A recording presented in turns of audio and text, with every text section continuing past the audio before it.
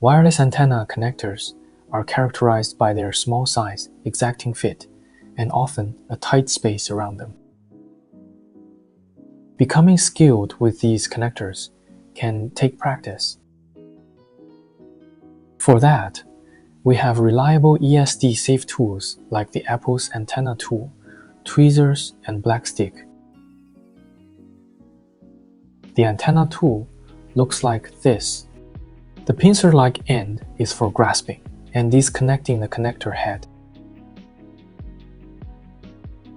And the flat end is for pressing the antenna connector to its receptacle on the board.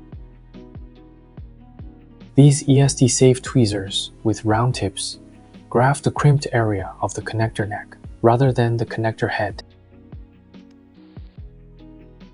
A black stick can guide the wireless antenna cables and carefully route them around tight spaces. Now that we've identified the three tools, let's go over how they're used. To disconnect wireless antenna cables, you first want to reduce tension on the cables by pressing and holding one finger over them. Then use the antenna tool to grasp the connector head. Pinch the antenna tool arms and pull the tool straight up. Or use tweezers to grasp the crimped connector neck, then lift it straight up. If the cables overlap, use the pointed end of a black stick to carefully separate them.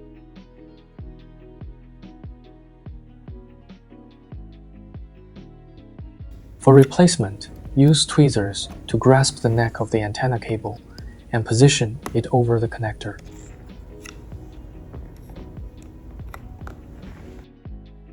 Now, this is important.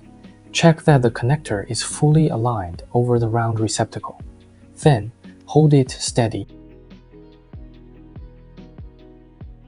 Pressing a misaligned connector can deform the receptacle wall, which could lead to a costly board replacement. So, use caution during alignment. With proper alignment, you should be able to feel the connector touching the receptacle. If it feels out of alignment, back off and try again. Center the flat end of the antenna tool over the connector and press it straight down until the antenna head clicks into place.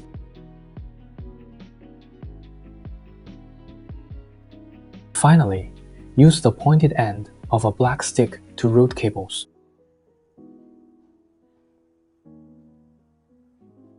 Each connector is properly seated when it lies flat and fits flush over its receptacle.